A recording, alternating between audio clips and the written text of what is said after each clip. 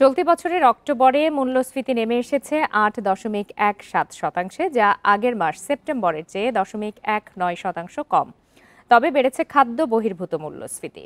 বুধবার এই তথ্য প্রকাশ করেছে বাংলাদেশ পরিসংখ্যান ব্যুরো (BBS). এতে দেখা যায় অক্টোবরে মূল্যস্ফীতির পাশাপাশি খাদ্য মূল্যস্ফীতিও বেশ খানিকটা কমেছে। মাসটিতে খাদ্য মূল্যস্ফীতি হয়েছে 7.08%। সেপ্টেম্বরে যা ছিল 7.64%। এমনকি গ্রাম ও শহর দুই অঞ্চলেই খাদ্য মূল্যস্ফীতিতে কমতির দিকে। অক্টোবরে গ্রামাঞ্চলে খাদ্য মূল্যস্ফীতি কমে 6.94%।